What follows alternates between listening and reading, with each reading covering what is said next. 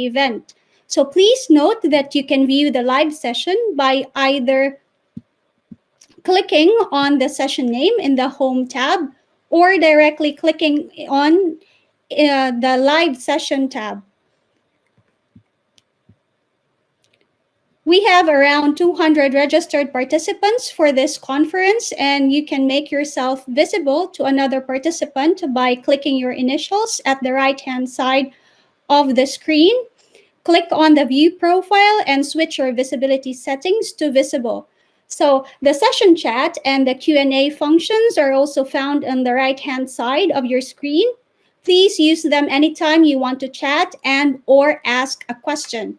Questions asked during the Q&A function can be also asked anonymously. So now, to formally welcome us and open our program, I'd like to introduce the Konrad-Adenauer-Stiftung's Director for Asia and the Pacific at the Department of European and International Cooperation, Dr. Peter Hiffler. Peter, the screen is yours.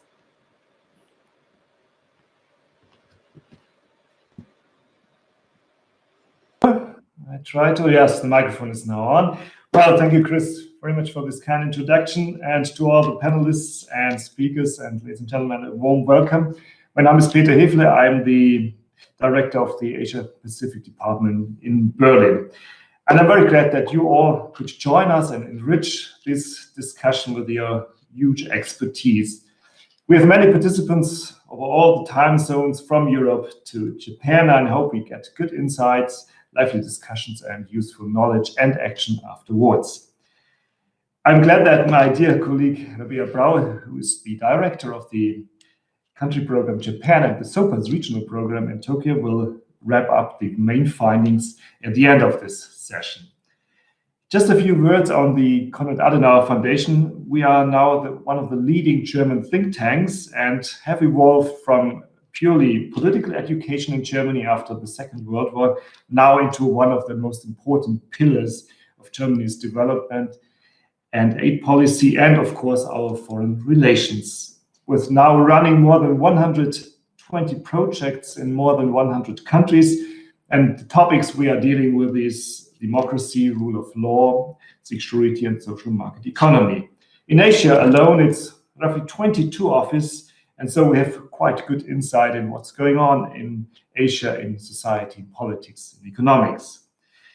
The regional program SOPAS, its economic governance in Asia, looks into three main pillars. That's the multilateralism and trade, topic we are dealing with today. It's womenomics and leaderships, and it's the future of work in general terms. And with all these topics, focusing on the young generation is of major importance. SOPA's program published a lot of results on economic trends and social issues, and basing upon this, we have stamped up this 2 days event on digitalization, trade, and geopolitics in Asia. Well, Asian countries, but not only Asian countries, have prepared for digitalization with many aspects, from trade to domestic commerce, from industry and labor to regional agreements and geopolitical implications. And the pandemics have even strengthened these efforts. We have to evaluate how we create digital ecosystems, creating regional platforms, digital financial services, and not to forget, create a new generation of trade agreements which provide us with a suitable framework. And this is one of the topics we're going to discuss today.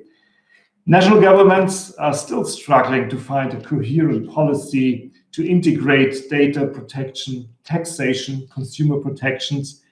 And from these challenges on, we're going to discuss these things from a multi-perspective analysis, bringing in development and trade issues in Asia, but not only in Asia, linking up to discussions we have here in Europe as well.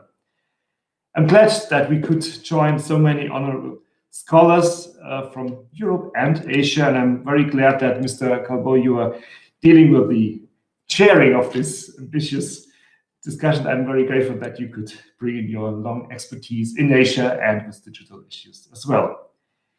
We have the honor to have an introduction by the Honorable Member of Parliament, Stefan Berger, who is member of the European People's Party. And he is also a rapporteur on the current issue of crypto assets, and he's a key figure, of course, in the European Parliament to develop further on regulatory issues. It will be, in terms of the crypto assets, one of the first regulations which have been ever made abroad, and this is a core topic and a core issue in the discussion. Well, Mr. Berger can unfortunately not join us in live because there are some security regulations in the Parliament, so we recorded his welcoming words yesterday. I think he's still a lively, entertaining colleague of us, and we are very much looking now forward to hand over to the recorded message. I have to thank you again for all your efforts, for your time and fruitful insights. And now it's up to listen to the introduction of Mr. Berger. Thank you very much. Sehr geehrte Frau Direktorin Brauer, dear ladies and gentlemen. Direktorin Brauer, dear ladies and gentlemen. Thank you very much for the invitation to speak at this very interesting and important conference today. I'm joining you directly from the European Parliament in Brussels and would like to begin with sending you best wishes from Europe. In my short intervention, I will try to give you an overview of some specific global trends that will determine our economic future. And I will provide you a short introduction into the European approach. We all have witnessed a huge boost to digitalization during the COVID-19 pandemic. One of many consequences was that not only online, but also in shops, more and more payment transactions were executed in a contactless electronic manner, rather than by cash or use of the classic debit or credit cards. People are ready and waiting for new modern and instant payment solutions. Today, people want to swipe on their smartphone and consider the payment done. Nobody wants to ask for long and complicated bank account numbers or wait several days until an international transfer has arrived. The tokenization of money, but also of all kinds of things like art, music, books, ownership in real estate, or simply bus tickets, have opened another new world. To give you some perspective, in a recent study, the World Economic Forum assumes that by 2029, a value of approximately 10 trillion US dollars will be tokenized with the help of the blockchain. 10 years ago, no one of us had heard of Bitcoin. Today, it has a market capitalization of about 800 billion euros, and the central banks had not seen or touched a single euro of this volume. This is not a temporary trend, this is a future trend. And therefore, I'm happy to be able to work on this interesting topic. Currently, I am the responsible member of the European Parliament to develop a new European regulation on crypto assets, which will automatically enter into force in every single member state of the European Union. The exciting thing when creating something completely new is that there is no blueprint. The European Union will be the first in the world to have a dedicated, full-fledged crypto asset regulation. So what we are trying to achieve in this regulation? Basically, with this regulation, we will bring civilization into the crypto Wild West. Same risks, same rules, that are the principle in our work. We followed this principle, same risks, same rule. The goal was to ensure a fair and level playing field between existing market participants like classic banking industry and new actors that are engaged in mining, issuing, trading, or safeguarding crypto assets. During the authorization of every new token, we must ensure that the business model does not endanger our monetary stability. The European Central Bank should have the ultimate sovereignty over the Eurozone. Like every central bank in this world has the right and the job to control the currency it is responsible for. Therefore, we are discussing a mandatory positivity test date of the ECB during the authorization procedure of new asset reference token. And one of the major points that people criticize about cryptocurrencies is its potential use in illegal or illicit activities. Therefore, we have introduced very clear rules and an internal control mechanism regarding consumer protection, anti-money laundering, and counter-terror financing to address this issue. Finally, we do not want to over-regulate neither. The intention is to provide a solid legal framework, but not to hinder innovation at the same time. I hope this short insight was of some interest to you. Likewise, I would be very interested to hear your feedback and comments. Thank you very much again for inviting me. I wish all participants a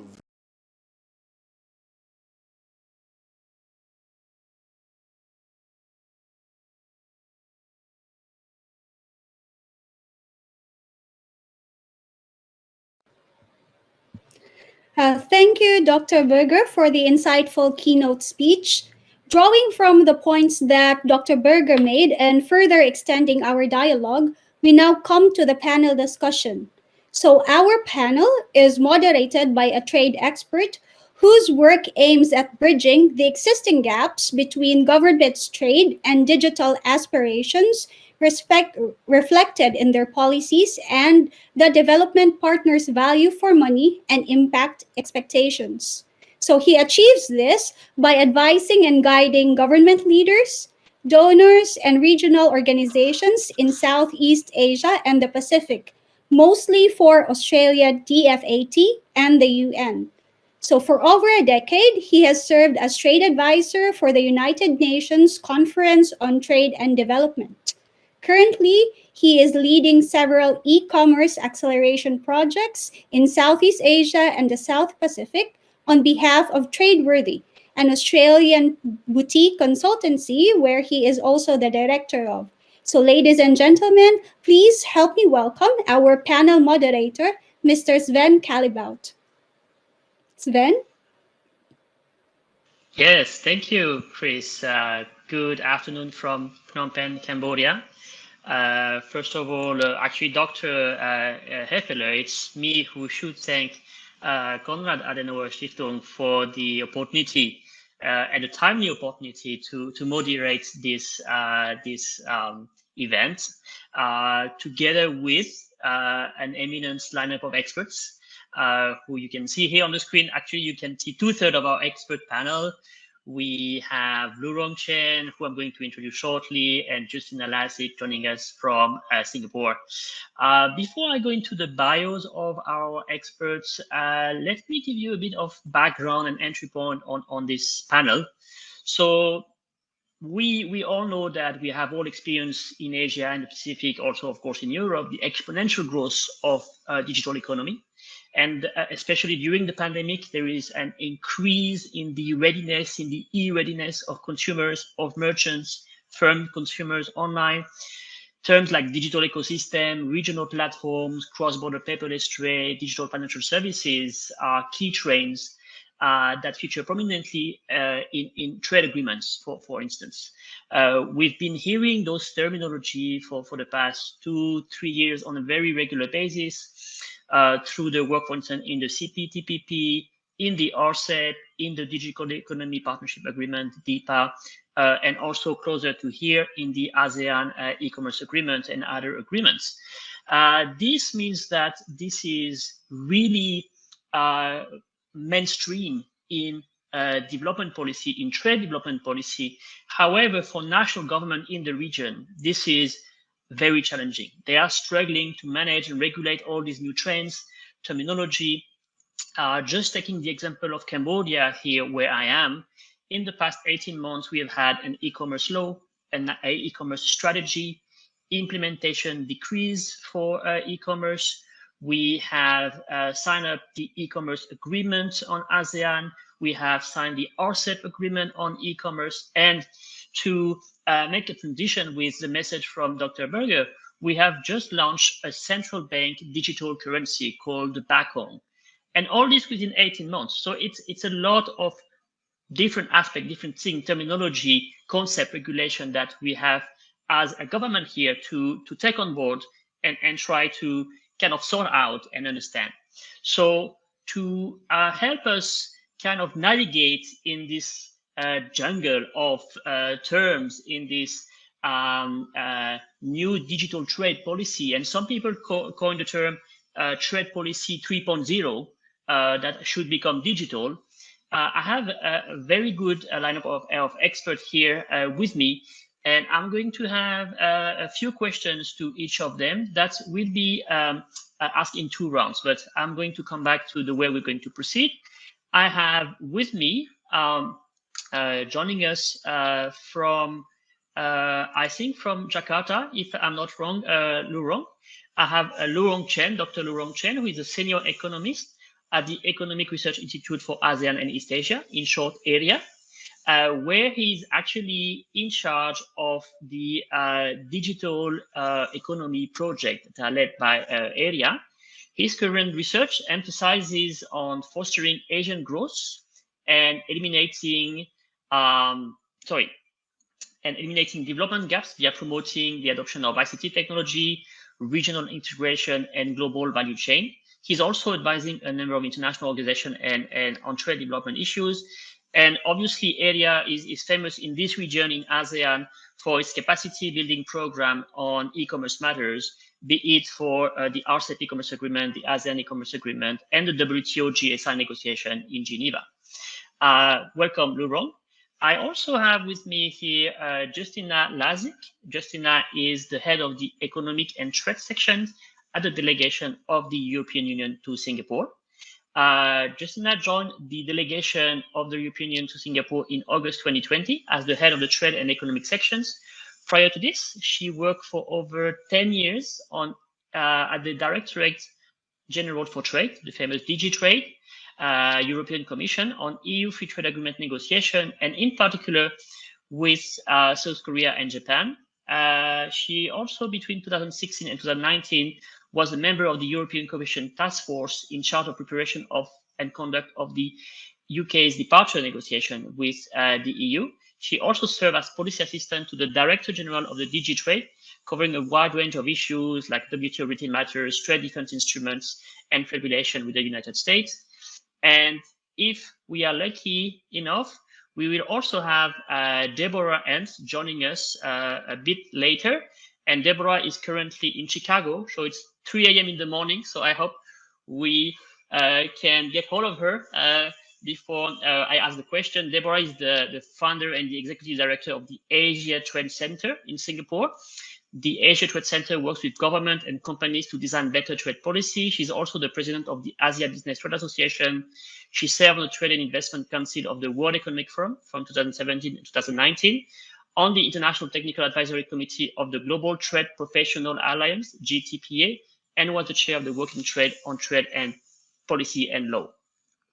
With this, I am going to switch directly to our panel. So the way we are going to proceed is we have 2 rounds of questions. The first round of questions to each of our panelists will be on setting the scene, on some of the definitions, the current status quo, the opportunities and bottleneck presented by digital trade and digital trade policy, mostly in Asia and the Pacific, and together with Justina with the EU. The second round of questions will be on inclusiveness of digital trade policy, on readiness, on public-private dialogue, and on how we can bridge some of the capacity gaps that we have identified in a number of countries in the region. While our experts respond to the question, please feel free, as alluded to by Chris earlier, to ask your questions in the chat box. We will have a chance by the end of the panel to relay your questions to our experts here. So without further ado, I'd like to turn my attention to you, Lurong. Lurong, I hope you can hear me well. you are really well placed in Jakarta, in ASEAN, near the ASEAN headquarters, to understand and to appreciate the importance of cross-border, be it cross-border transfer of information, cross-border paperless trade, cross-border payments. So at the core of digital trade policy is the notion of data, is the notion of data flow. And facilitating the flow of data, what we call trade facilitation, is something we know for offline trade. But more and more we hear the term trade facilitation for actually cross-border e-commerce or cross-border digital trade. So what is it about data flow? Why is it so important? How can we facilitate this exchange of data, this exchange of information, so that it becomes mutually beneficial for all parties, for importer and exporter, but also for consumers, for governments, and for businesses? Over to you, Laurent. You have roughly 8 to 10 minutes to answer the question.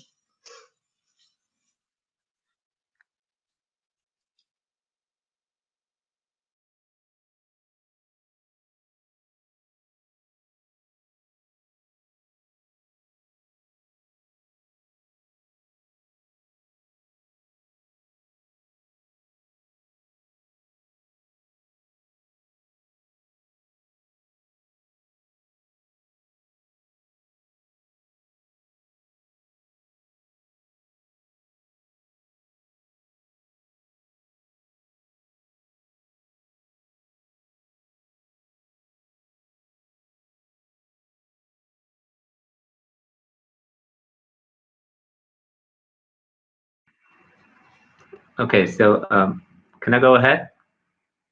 Go ahead, Laurent.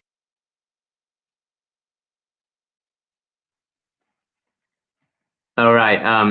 Yeah, thank you very much. It's my great pleasure to join today's event.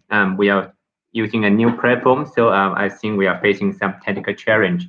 But this come to my always hold this point that for digital economy, there's always new challenges, new problems. But this should not be something that scare us away. Instead, this should be a kind of the engine to provide motivation for either from individuals or countries to try new things. And this is the real driving force of digital economy. So actually today, my understanding of Sven is that you have two questions here. The first one is about the data flow. We all know this digital trade needs digital connectivity, and free flow of data is a priority and must be promoted. But free flow of data is not just a slogan. It's something that needs to be backed up by a series of support policies. As we know, the flow of data by nature is almost frictionless. So regardless of the national border, data should be able to move on the internet freely, unless government impose restriction on regulation on it. And in case of ASEAN, as Swan already mentioned, there is the ASEAN Agreement on e-commerce, which is signed in 2018.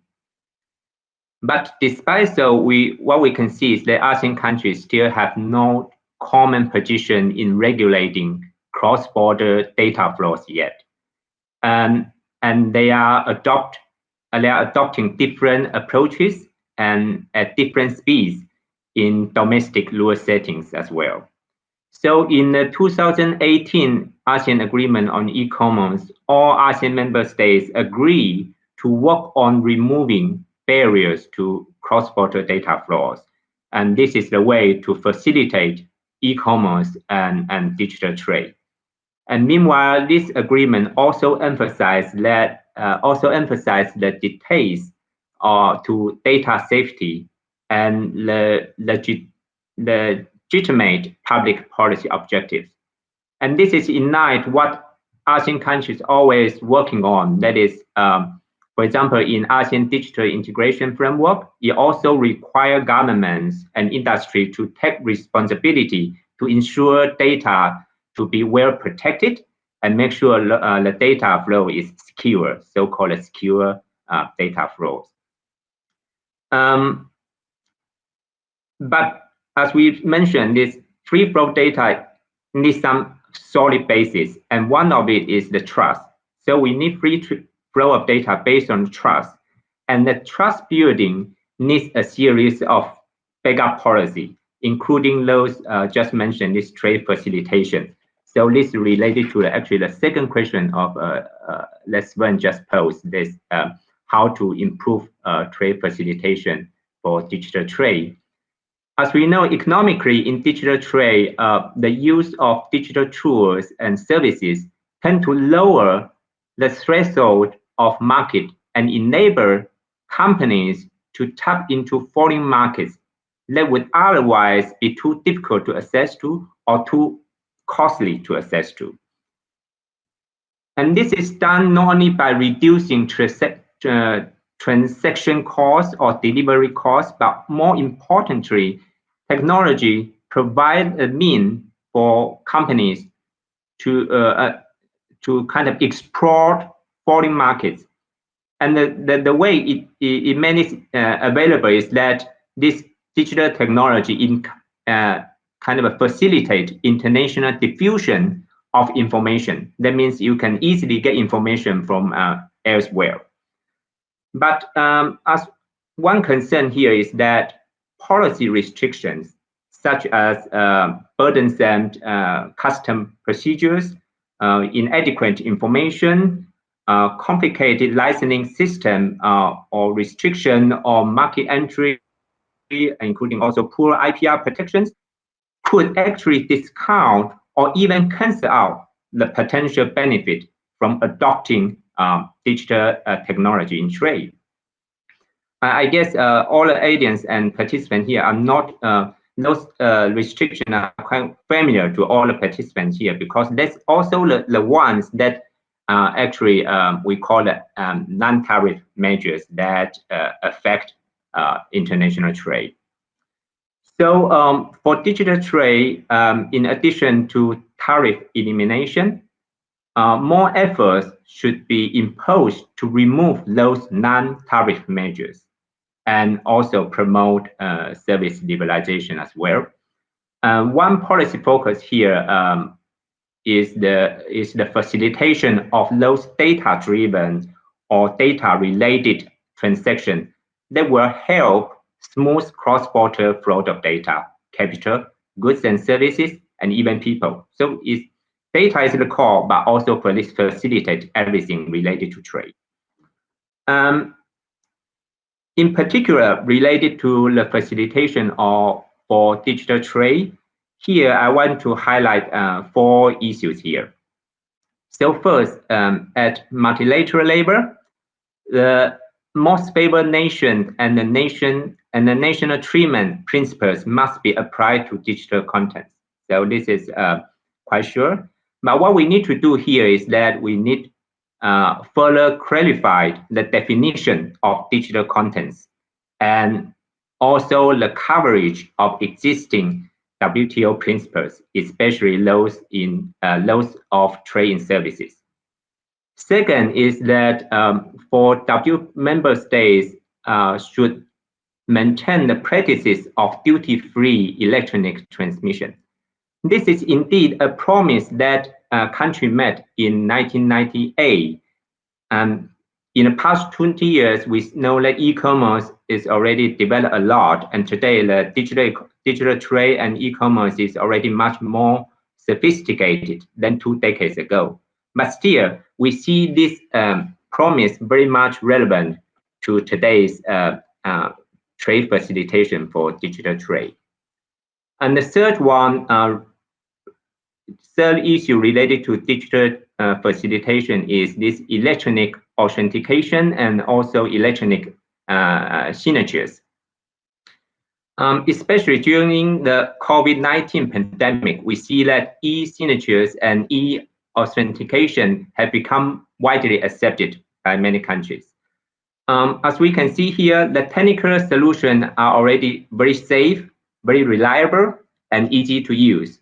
So what else we need is kind of a mutual recognition of this e-signature and properly set up international standard for country to follow the same practice.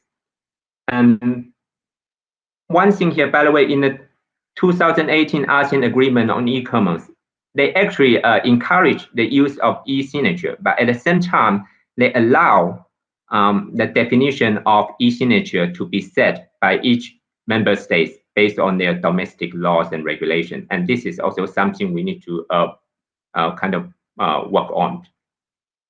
And finally, in Asia, people always talk about inclusive of digital economy. And to this point, I want to draw your attention the practice of de minimis, that is tariff-free or possible other tax waiver to low-value traded goods. The point is that with this de minimis practice, actually it can help cross-border e-commerce to expand and also benefit small business in particular. And this is something we was considering in rural settings for digital trade. Yeah, I think we'll stop here now. Thank you very much, Laurent. There's a lot of information in what you just said, going beyond trade facilitation aspect to include business aspect and consumer aspect.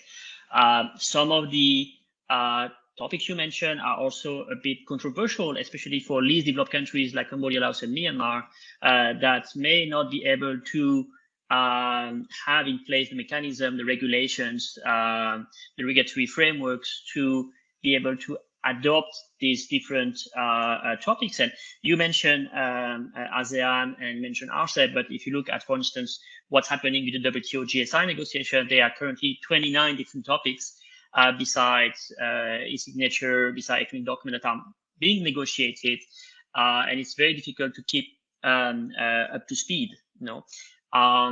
I like the fact you mentioned what's happening on the ASEAN e-commerce agreement, especially because there are some voluntary mechanisms such as the cross-border data flow mechanism, such as the mutual clause, the MTC, the model contract clause, that are still voluntary, but that can be adopted by businesses so that they are able to start the actual implementation of this agreement. Because while these agreements were approved in 2018 for the ASEAN, it's not yet being put in place.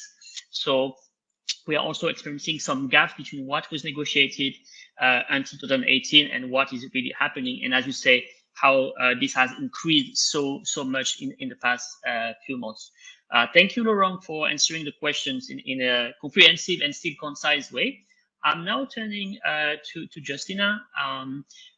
Justina, you've heard Laurent mention what the different trade agreements in the region include in terms of advances, in terms of progress, but also in terms of kind of constraints because of the need to respect national sovereignty and bear in mind the national security considerations.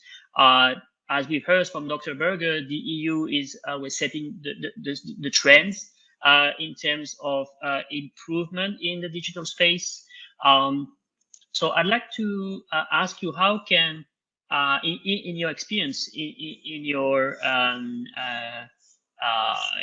knowledge, how can free trade agreements be structured to create the right balance between digital trade liberalizations and some of the aspects Laurent described with other concern or consideration like privacy? We've heard of the GDPR. Everybody's aware of the GDPR in the European Union, and the broader national security considerations. So again, Justina, you have roughly 8 to 10 minutes to answer the question, and you feel free to elaborate if you wish. Over to you, Justina. Okay, thank you very much for having me. So let me start with a small introduction. So, as you know, the vast majority of free trade agreements that are in place now include already some kind of e-commerce or digital provisions, but obviously they were developed, some of them were developed 15 years ago, so obviously they're completely out to date. If you look at EU, we started including full-fledged e-commerce chapters in our FTAs already in 2008 with the CARIFORUM EPA. But obviously, since then as well, the landscape developed, and those provisions are not relevant now. We have started discussing new type of e-commerce chapters, and we completed one with Mexico recently. We are negotiating the same type of provisions with Australia, New Zealand, Indonesia, and Chile. But obviously, those agreements are of binding nature. And if you look at the e-commerce and the digital sphere as such, if you have something which is binding, it takes time to negotiate. Once it is negotiated, it has to be approved. And once it is approved by all parties, we know it from EU example that it might take years to complete certain agreements. This might not be the best way forward when it comes to digital. Those agreements that we negotiated up to now, so the old school free trade agreements, are of static nature, and they are not compatible with the fast changing digital trade environment, requiring dynamic provisions. And that's why if you look at how to strike the balance between having up-to-date agreements and also not falling into the trap of constant renegotiations, what could be useful would be something which actually Singapore started doing recently, is to negotiate self-standing digital agreements or arrangements, which basically are topping up the FTAs that are already in place.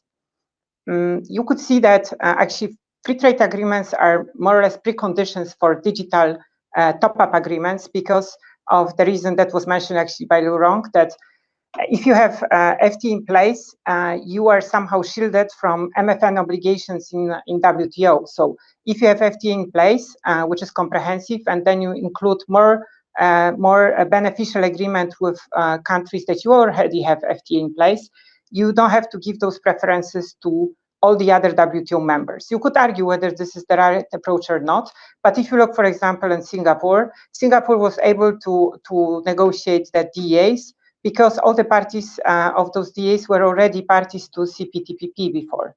So it depends what type of provisions are in such agreements. But if you look at self-standing or top-up agreements, I would say the self-standing agreements that include additional provisions that are not addressed in the existing FTAs are the best way forward. And why is that? Because of their modular approach. If you do self-standing additional digital agreements, you can modulate the content, and as well you are not subjected maybe to the same type of approval requirements. You might decide to include modules that are just focused on cooperation and might address issues that Laurent mentioned, like identity, like issue of, for example, the Pan-European Public Procurement Online PEPPOL, which is the invoicing model, which was used by others, not only by you. So you can decide what you cover. And this doesn't have to be done in a binding manner, because as already was mentioned before, at present, we don't have many rules. The developments of the markets are so fast that the rules that were defined for standard trade purposes in WTO are no longer actually applicable, or to a lesser extent applicable. In this context, it's also very important to mention the WTO Joint Statement Initiative on e-commerce, because obviously it doesn't matter how many bilateral agreements you negotiate if you don't have a common base, at least at not bilateral but plurilateral level. It's very difficult to avoid that you create contradictory commitments, which are basically not helping digital trade. They actually fragment digital trade if this is at all possible. And then I wanted actually to move now to the constraints that we are facing, because the jury is still out which provisions are crucial for delivering benefits for digital trade, as there is no gold standard.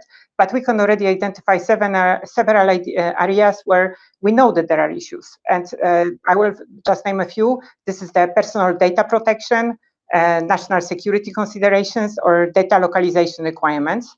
So let me just maybe comment briefly on those three. So as you already mentioned, Sven, the EU plays a key role in the global governance on personal data protection because of the GDPR. We tend to believe that this is a sort of global benchmark for privacy legislation. This maybe perception is not shared globally, but if you look even in Asia, everyone looks at what we did in GDPR. Not everyone might agree with the content of it, and some might see it as restricting trade, but at the same time, GDPR ensures data protection for EU citizens also abroad when their data has been transferred. And this is maybe the fundamental difference where this is not that easy to breach. because you might have a policy in which you basically don't mind whether the data you share is shared further, how is it treated. EU decided to look at it very differently. And if you look at what we include in FTAs, we never include provisions on data protection. We deal with data protection separately. So we basically adopt adequacy decision, which establish whether a legal regime of a third country is adequate to the system in EU. And for example, with Asia, we already established that adequacy decision with Japan. We are in the process of doing so with South Korea. We have not done so with Singapore, but we'll see about that. So in terms of data protection, I would say this is one of the issues that will be problematic, because if you look at, let's say, the APEC approach to data protection and what we have in EU, those are not compatible systems. That's why also in the WTO discussions, it's not that easy to see how this discussion can end. When it comes to security and other public policy objectives, on this, we don't have actually strong views, because we believe that the existing general and security exceptions in the WTO rules are sufficient to address this policy space, and they can basically help us in carving out provisions that we would not want to cover. And then when it comes to data flows, so there is as EU, we are in favor of prohibition of data localization requirements, but there is issue of data privacy that kicks in, because we want to allow the transfer of data across borders, but only if the protection of the data is also maintained out abroad. So of course, this is a fundamental issue, you could say, and not that easy to handle. And then maybe to finish, I wanted to mention something I already referred to, but when it comes to digital sphere, there are not many standards in place, and actually sometimes standards are developed not necessarily by negotiations, but by selecting a solution that is the most practical. And this was actually the case with the Pan-European Public Procurement Online PEPPOL that I mentioned before, which is used for invoicing. EU adopted it, and then Singapore decided to use it.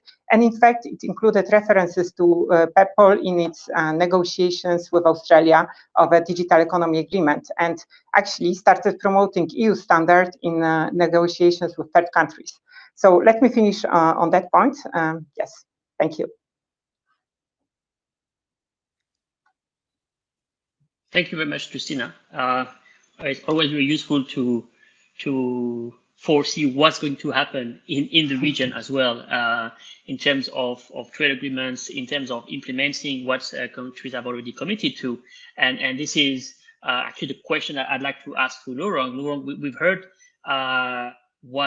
best practices, what we all consider best practices from the EU, but you are very well placed to know the limitations that some of the Asean member states, for instance, or some countries in the Pacific as well, are facing in localizing those trade agreements that are being negotiated by trade negotiators, sometimes not even e-commerce negotiators, and have to be implemented locally. So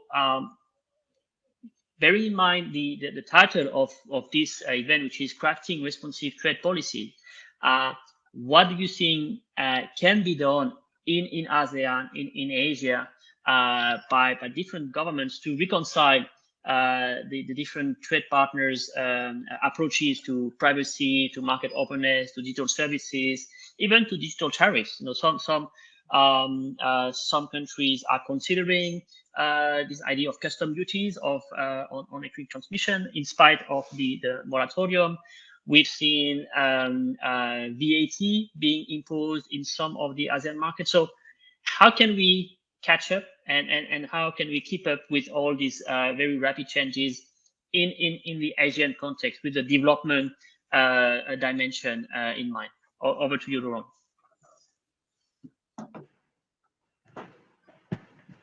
Yeah, thank you, Sven. So actually, all the issue here we mentioned, for this privacy issue, for this cybersecurity, taxation issue, these are actually all components of, we call it a data governance. So it's a big roof above all these issues.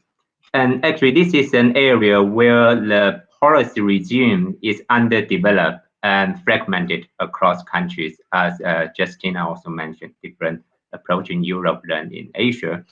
And in ASEAN, what we observe is that even though countries have reached some sort of consensus that they will support free flow of data and facilitate digital trade in principle, and among ASEAN member states, there's still not even a unique definition of what data is. In the 2018 ASEAN Agreement on E-commerce, they use personal information instead of personal data in the final text. And they define personal information as any information, including data, that is about an identified or identifiable individual. So we can see that this definition is actually, the scope of this definition is even wider than that of either used in Europe or used by the US. And this to somehow reflect the disagreement among countries. And a related topic here under hot debate is the data localization, as Justin already mentioned. So in ASEAN, because the positions of the 10 ASEAN member states are very different, and their paces in domestic rural settings are very unbalanced. So far, we can see the agreement actually had to leave it open for all the member states to choose their own way to regulate the use of computing facilities and ensure the safety of communication. So pretty much it's an agreement to disagreement. And countries like Indonesia, Malaysia, and Philippines, and also Singapore, have passed new laws and regulation on personal data protection. So domestic rules are already there. So then when we compare countries' position, we see that Singapore is strongly against data localization. But many others, such as Indonesia, Malaysia, and even Vietnam, have adopted or considered laws that require data generated locally on their citizens or even residents to be kept within the country. So this is kind of de facto or as a partial data localization requirement. Then we talk about how to reach agreement on data governance. And of course, policy on digital trade is not just about trade facilitation. There are more issues that we need to consider. And for example, one issue I always highlight is that when we talk about how to facilitate digital trade, how to develop digital economy, one policy concern is that how to correct or mitigate the possible market failures. And in a digital economy, market failures could typically come from either the network externality or economy of scale, information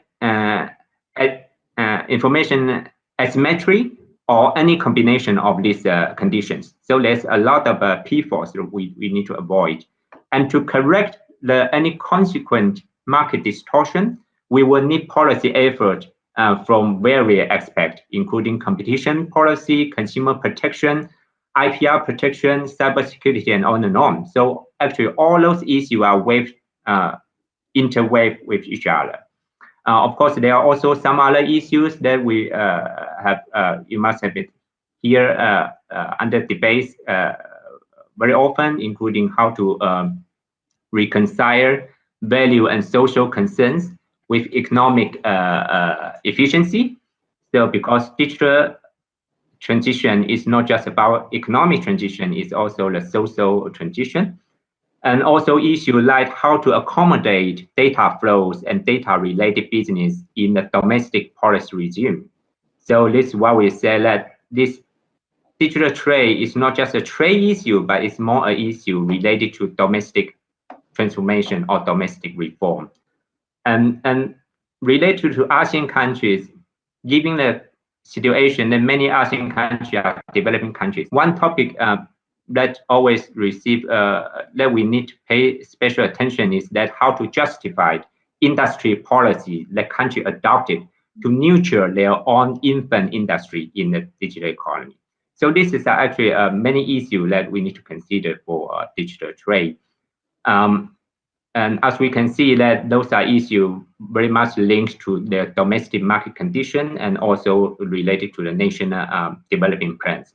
And that's, so if we know this, then I think it'll be easier for us to understand why countries are so different with each other, why they kind of hesitate to move to others' direction. So, and in order to that we can make progress to reach a consensus on data governance, despite those differences, I think one starting point is to find the logic of economic justification for policy on digital trade, or more precisely, policy on cross-border data flows.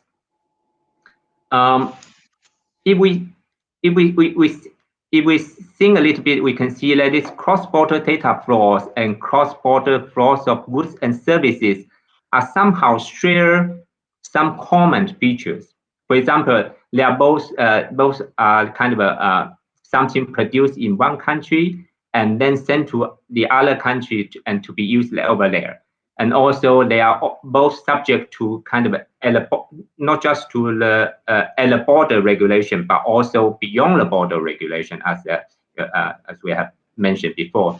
And also in digital trade, very often we can see that data flow and flows of goods and service actually grow hand in hand with each other. So a suggestion here we can make is that we can use the policy regime on free trade of goods as a reference when writing, we call it writing this digital trade rule book. And countries should be encouraged to improve the transparency and increase compatibility of their domestic regulations.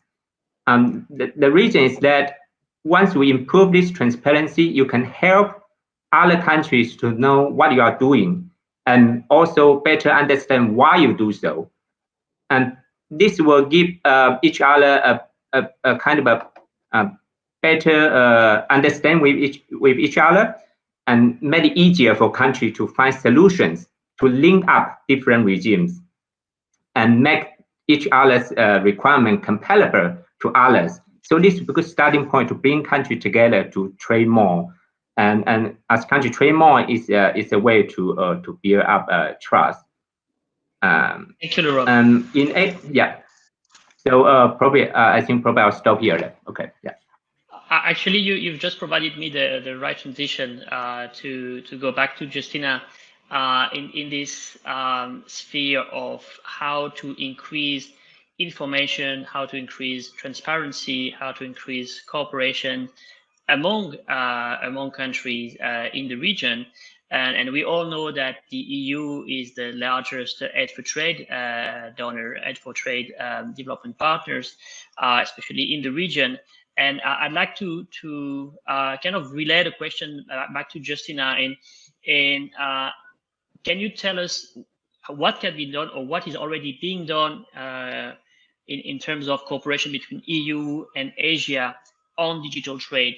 And especially, how do you use European firms, European businesses, already active investors in the ASEAN region to promote these best practices, to promote these, I will not call standard because you say it's not really the term we should use, but these best practices, these advances that we've seen in other markets, so they are adopted here in cross-border trade. Over to you, Justina. Okay, thank you very much. So start from maybe policy explanation a bit of our policy. So the growing importance of digital trade was recognized in our latest trade strategy, which was approved in I think February of this year, which was called an open, sustainable and assertive trade policy. Of course, it came in the midst of the pandemic. So with the acceleration of digitalization, we had to also change the approach. We wouldn't talk only about trading goods, although I fully agree with Laurent that if you talk about trading goods, you talk about trading services at the same time, because you cannot look at one without the other because of the digitalization. And this communication highlighted the objective to ensure a leading position of the EU in digital trade, new technologies and innovation, but it also highlighted the importance of collaboration with like-minded countries because of the reason I mentioned already before, that if you come to an area where there are no developed rules, how you can do them if you don't discuss. It's not only about setting standards, but also about discussing before you set them, what are the other initiatives. And there, the discussion came also at the moment where WTO was not in the strongest position. There was a change of leadership. All the discussions that were ongoing were not advancing as much, and some even, were saying that we might end up in a situation when we have no WTO, or some very important members of WTO might be leaving. So obviously, this was not conducive to having discussion at multilateral level. But we decided to as well advance it bilaterally. So as digital is global, setting digital rules begins with sharing regulatory practices, and it cannot be discussed in isolation. In EU, we know about it because we have to first discuss among all EU 27 member states before we establish any rules. And of course, this practice is beneficial also to, let's say, countries in Asean that also discuss among each other. And although they might have 10 different regulatory approaches, at the end, they might want to agree on something common, as this will benefit them all. And actually, bilaterally, we started discussing first with the US, and we started discussing issues on emerging technologies, artificial intelligence, Internet of Things, ICT security, data governance, or the latest issue, security of supply chains. And then this discussion, was advancing, but we thought we cannot only limit our conversation to the US. That's why in July, as part of EU's global approach to connectivity, EU leaders called for more partnerships and cooperation on digital, and in particular with ASEAN and Indo-Pacific. And the Indo-Pacific communication is expected actually to be released next week. But Executive Vice President Dombrovskis, who is in charge of trade at the Tallinn Digital Summit, which took place earlier this week, gave a preview of what we can expect in this communication. And he stated that the EU intends to engage more closely with like-minded countries to build closer digital partnerships. And he mentioned explicitly in this context Singapore, Japan, and South Korea. So I encourage you to watch out next week for the publication on this Indo-Pacific communication, but definitely there will be something on digitalization and how we want to help there. We will have to see how cooperation translates into practical steps, because as I mentioned before, we have existing FTAs. So for example, with the 3 countries mentioned before, we have full-fledged FTAs, but 2 of them with South Korea and Singapore were negotiated a decade before. So obviously, the provisions on e-commerce and digital are not up to speed, and we will have to see how we want to approach that. With Japan, we have much more advanced provisions, but obviously they are static, as I mentioned in my first intervention. So it's not necessarily what we would like to see. I already talked about the WTO Joint Statement Initiative. So I think this is actually a very good forum to advance anything digital, because if you establish common standards, they benefit everyone regardless of their the level of development, and establish at least a common ground. Because nowadays we are in a situation where we don't have any rules. The rules are developing.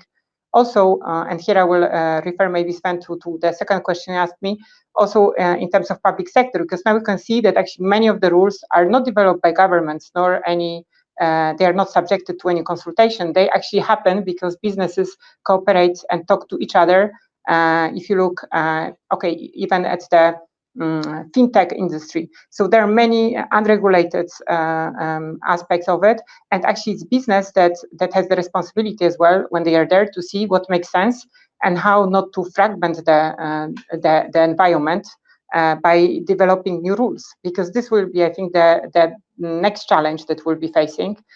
We won't be able to, already now it's quite complex to manage if you are to trade within 10 different countries, even in the region, but if you then at least on goods, you have a common framework governed by WTO. But in terms of digital rules, if there is no discussion about what we can do and fast, we might end up in a total fragmentation. Or the strongest big tech companies will take over, and the rules will be basically established by them. So additionally, beyond trade agreements, there is also ongoing cooperation with Asian partners on digital trade issues, such as artificial intelligence through the Global Partnership on AI that is built around the commitment on OECD recommendations on artificial intelligence. There's also a talk on interoperability of e-identity, and most recently also of issue not related to trade, but very important, recognition of vaccine certificates, for example, which basically is based on the joint task force established in 2018. Additionally, you have discussion on digitalization support for SMEs within the Enterprise Europe Network and clusters cooperation. And to touch upon the data, there is also ongoing discussion, because I think you already referred to it, Laurent. There is the Asean developed model contractual clauses when it comes to data protection. EU also developed its own. So you see, there is a scope. There were exchanges as well about what we include, why we include such provisions, and when businesses can use them. So I think there is a lot of scope for discussion, and all those discussions and consultations, they might eventually be pulled into any digital economy agreements we might have in the future. But I think the sunny side of the situation now is that we can discuss what we want, and basically it's about finding solutions. It's not about setting rules in stone, because we don't know what will be the next big thing. And at this moment in time, I think the economy and the changes in digitalization is so fast that rules that might be applicable now might not be applicable even in 10 months. So this is the future, and we have to adapt. So it's about adaptability and not about discussing the trade rules as they were in the older type free trade agreements. Let me finish here. Thank you, Justina. And just to prolong the discussion a little bit more, I will give you a bit more a bit time, but there was a question from the audience. I'll give you some time to think about it, which is how will the changing nature of physical goods to digital goods and the increasing value of services impact the WTO government procurement agreements? I'm going to switch back to Laurent, but if you can, Justina, just think about this question from the audience. Thank you. Laurent, I'm turning back to you because as I've mentioned in the introduction, you are actually in charge of the digital economy program at AREA. What is of interest to me, and I give you 5 minutes to answer, is what type of support you are actually providing to member states? Is it research? Is it capacity building? Is it public-private dialogue for them to be able to, for the more advanced member to prepare the next digital agreements with partner trading countries, for the least advanced economies maybe to catch up and to understand what are in different agreements? What is the scope of the program that AREA is providing? Yeah, thank you, Sven. Actually, what AREA is doing is similar as I mentioned before. I'd say that for this data governance for digital trade, one important issue is that we encourage people to share the information, to learn from each other, and to know what other people are doing and understand why they do so.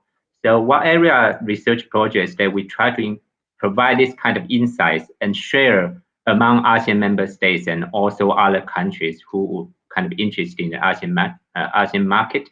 The one point is that, as Justina already mentioned, that digital technology is developed very fast, and as many of us already know, it's disruptive. So you cannot fully expect what is going on. So the good practice today might not be the good practice tomorrow. But one thing that unchanged is that if we understand the logic, how, based on what consideration we set up those rules, we use this practice, then we understand that how to respond to this technology progress and how to grasp the opportunity, but at the same time minimize the possible negative impacts from technology disruption. So to this point, that the number one of area doing is that try to improve this kind of knowledge sharing among countries. So to help governments in different ASEAN countries to understand each other better. And also the other way is that, as you mentioned, capacity building. All in all, for digital economy, even we talk about AI, talk robotics, but eventually we see that the ultimate driving force come from human capital. And this is something related to very fundamental challenge of ASEAN development. So what we do here is also try to help countries to improve their human capital via capacity building or any other programs that they think will be helpful to help them to make progress. Yes, Ben. Thank you, Laurent, for the answer. So research, talking to each other, like a think tank and consultation, and capacity building are kind of the three pillars that you've highlighted. Thank you, Laurent. I'm going back to you, Justina, with the questions that was raised by the audience. Just for the benefit of our audience, I'm going to read it aloud. How will the changing nature of physical goods to digital goods and the increasing value of services impact the WTO government procurement agreements? Over to you, Justina. Okay, thank you. So I would say that if you look at WTO government procurement agreement, you can already see that the coverage of goods of various parties to it is not the same. So if you see, if you could see that if you were to convert more and more goods into digital goods, those countries that have upper hand in producing them would be kind of privileged. It would be also much tougher to limit or to include restrictions on digital goods based on their origin, because depending on when they are produced, I mean, if a good is produced in one country, it is delivered somewhere else, you have bilateral concessions, you can concessions towards each other, it's much easier to control that. Whereas if you have digital goods, their origin is much less known, and as well it's much more difficult to see how the transfer of those digital goods could be stopped. At the same time, I think it would bring huge disruption to the procurement market as such, and you can see it already now with digitalization of assets and so on. Such disruptions might not be bad because it actually will force governments to become much more effective and efficient in how they spend public money. And then it might lead as well to renegotiation of the WTO government procurement agreement. As I said, let's see where WTO is after the ministerial conference later this year, and then whether there will be any attempt to try to incorporate new rules into the WTO system. Because obviously, if you look at the last 10 years, there was not much movement, especially on the digital front, that would lead to explicit results that could be implemented. And then with procurement, the agreement, I mean, to negotiate the WTO GPA, it took a very long while. And obviously, you can see that various parties also try to now say, even with the US last year, to either consider leaving it or renegotiation of it.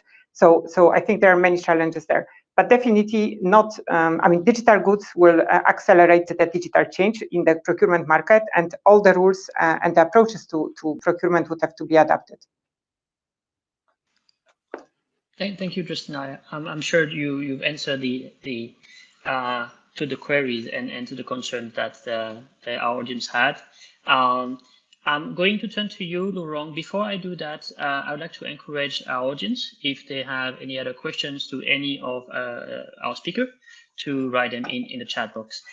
Laurent, this is a question actually I was hoping to ask Deborah, but in her absence, I'd like to ask a question on a bit broader than the one by our audience.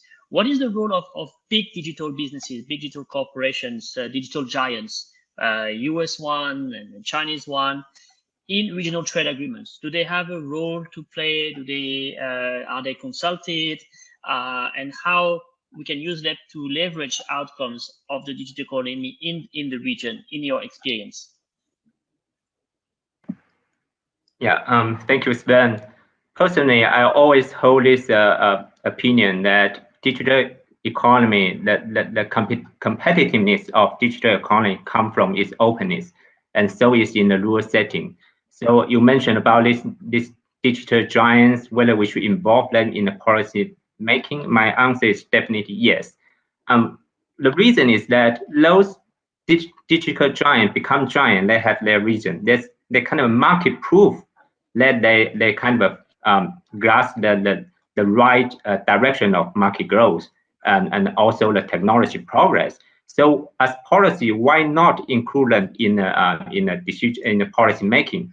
But one point I want to emphasize that involve digital giant in rule making, but not on exclusive basis. That means you need to open to all of them instead of you just go to one side or go to few countries. That might lead to kind of biased decision making. So as far as you keep a kind of open-minded, I do think that digital giants can actually provide a very positive effect in rural setting as well. And also from a market perspective, involve those digital giants in the market actually is a good way for domestic industry to learn from the very advanced one. So why not? I think both the government and the market can learn from them. But the way is that you need to keep it open to everyone. Yes. To try to avoid a pre-selection problem. That's what I mean. Yeah. Be inclusive and comprehensive at the same time. Yeah. Thank you, Ron. I have a third question to you, Justina, which is related to what you discussed and described regarding GDPR. So whether GDPR norms are too restrictive and whether a project like the EU-US data shield can be considered with other countries as well, for instance, India. Okay, I have to say this is a very interesting question. I'm not sure I can fully answer that, but definitely. So I didn't mention US when I was talking, but you have seen that even the GDPR system, the EU system, has its limitations, because so the system is based on the equivalence. So we issue equivalence to a third country, but if someone questions that equivalence, and this happened actually in the case of US, this whole equivalence might basically be revoked, and this is what happened. So we had two cases, Schrems, based on the name of the person who actually launched them, who became in the meantime quite a big activist when it comes to GDPR. And basically this proved as well that if someone has legitimate concerns linked to data privacy, those arrangements are not forever. So in the case of US, there were some legitimate concerns. That's why the adequacy decision has been basically struck down. And then we had to find a different solution. I would say, as you can see, this was the only case where we had something like this happening, and where we basically came up with a backup plan. And the plan was the privacy shield. Given the data flows that are going between Europe and US, this was quite crucial to ensure. I personally don't think this is something we will be doing. We rather focus on ensuring adequacy decisions that are then recognized on both sides. And then based on those, we can actually function, just like we did with Japan. This is a fair approach because we give adequacy to Japan. Japan gives adequacy to us. So we both trust each other. And this trust is based on actually compliance as well. Compliance that is self-declared but can be verified. Based on my maybe past experience, I can refer to what happened with the UK, because as you know, when UK left the EU, while it was a member, it was subjected to the same norms as EU member states, but at the same time, it was not checked as much as the third countries would have been, because it was a member state. So obviously, for UK to comply with adequacy decision while being outside is not the same as just being part of the EU system, because within the EU, countries trust each other, whereas to the first countries, they want to have it verified that, let's say, the data of citizens is not used by authorities for reasons that it should not be used, for example, for surveillance. So I would say I wouldn't see US privacy shield as the next best solution for every issue we have. We have quite well-functioning system of data adequacy. The problem is where you have countries which, let's say, have data protection legislation in place, but it's not fully compatible with the EU approach. For example, where you have good legislation, but you don't have independent data authority that checks compliance, for example. And then another issue is what happens in the banking sector, where you can transfer data based on separate arrangements. So I would say I would not say that the US test case is the best and to be used in the future for other cases. But we have efficient adequacy decisions in place. It just takes time. So this is, I think, the downside. Thank you. Thank you, Justina. Just on the spot, a brilliant answer.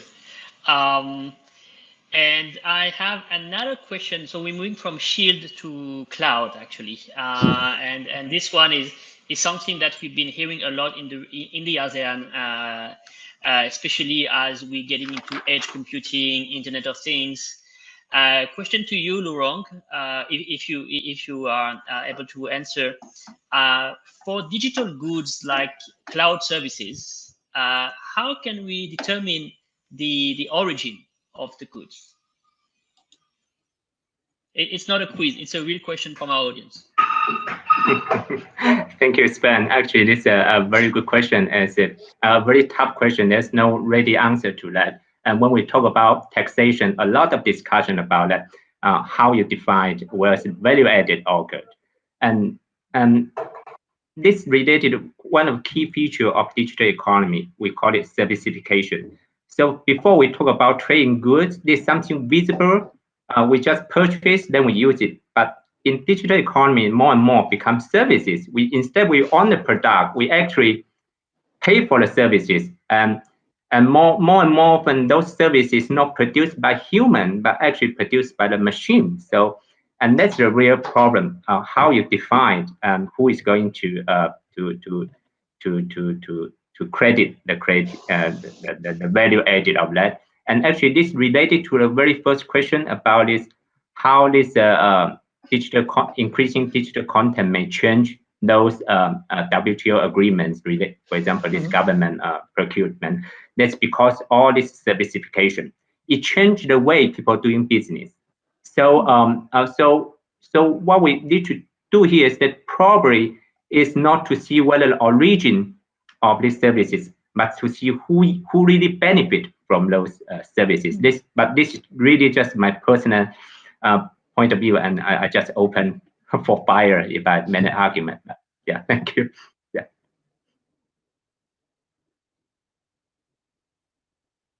Thank you, Laurent. It's indeed both a topical question and a difficult one, and something also we've been dealing with here in Cambodia.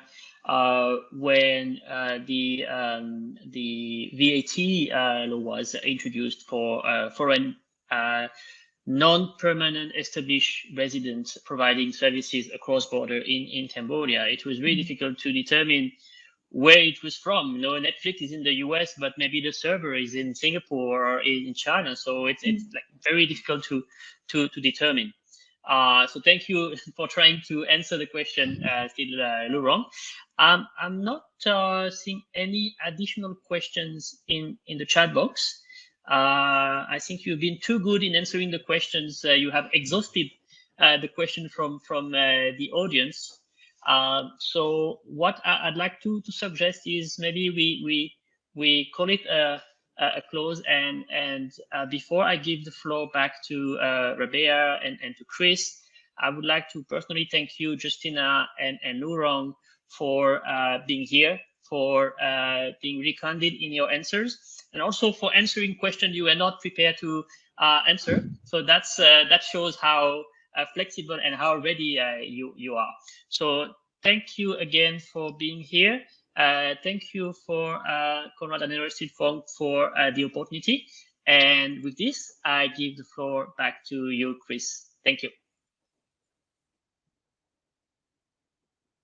Ran out of time for the Q&A, but thank you, Sven, for expertly steering us through the panel discussion and the Q&A, and to our panelists, Ms. Justina Lasik and Dr. Laurent Chen, for sharing your perspective and your discerning views on the digital trade developments in both continents, Asia and the EU. We'd also like to inform everyone that Further discussions on how digitalization is changing our understanding of trade and the international economy can be found in our publication, Digitalization, Trade, and Geopolitics in Asia.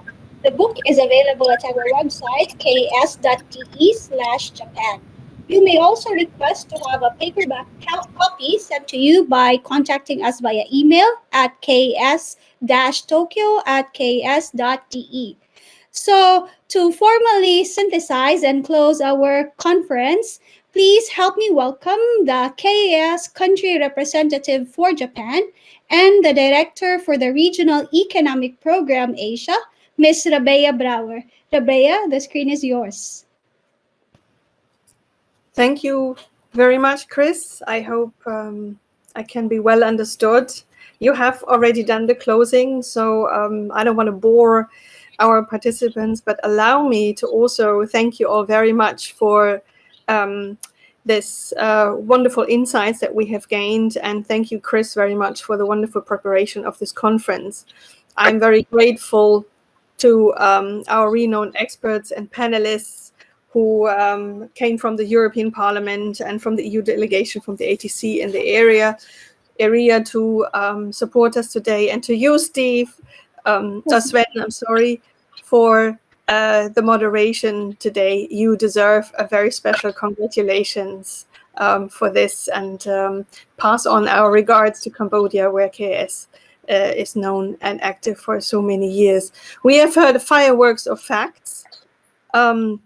And we thank you very much for the wonderful questions, the interesting questions that were posed. I've been given the task to synthesize our discussion. We are indeed running out a bit of time for the benefit of you asking our questions. And rather than seeking for any strains of exchange that we have had, I take the freedom to choose only a few aspects which I consider as crucial for any future discussion and first and foremost for further action. So we have been able to deepen our thoughts on cross-border trade, which is not much else than cross-border integration. And the main important point that I picked up was that we have no regulation on the cross-border data yet, but we need desperately a consensus on data governance and common policies that must be brought to place. And here we have our bespoken agreements. Justina, thank you very much for enlightening us on the trade agreements. Those must be put in place. Furthermore, we talked about plurality versus standardization. We need a healthy balance of regulation. That much is clear. And therefore, thank you very much, Laurent, for your point that we need to look into domestic laws and try for common standards as well. That will benefit all kinds of businesses. And so we make sure that no business is left behind. And in terms of rule setting, and also here, we need to clap our hands towards the EU for this kind of groundbreaking initiatives that can be used as blueprints around the globe to form digital partnerships. Last but not least, we have discussed quite a bit on data privacy versus data security. This is a point that concerns all sorts of institutions, governments, and people, first and foremost. So we are very much agree that data safety needs to be assured through solid protection agreements. We are in need, again, of definition of standards for safety measures. And again, as well, on the forefront fighting, we've heard this from the keynote, are the EU initiatives. So through our discussion, it became clear that our topics that we have touched upon go very well beyond pure economical and financial and regulatory issues. It was formulated quite nicely. It is all about adaptability. And still, we need to find a consensus and data and standards, which give us leeway for way more action to come. So please understand our conference as a contribution to the ongoing debate and a call for further cooperation. And with this clear view on opportunities and challenges, we have to see how we can embed digital transformation in a broad set of social and cultural patterns. And I would like to take the opportunity to raise the attention to our large comparative study, which is done by another regional program of the Konrad-Adenauer Foundation, which is done all over Asia and calls upon data security, privacy, and innovation. Do check that out on our website as well.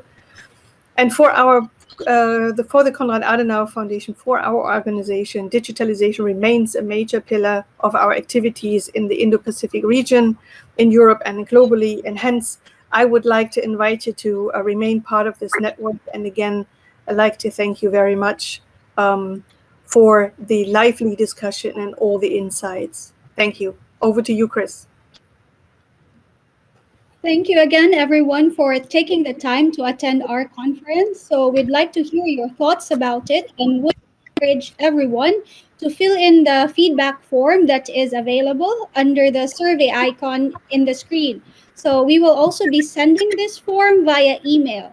The on-demand video of the conference will be available starting tomorrow, the latest, and will remain up here at the Attendee Hub for the next 2 months, so you can continuously access it. Otherwise, you can always visit the KS Japan YouTube channel to access the video. Again, thank you for your participation and have a good day, good evening ahead, wherever you are. So stay safe and healthy. Bye, everyone.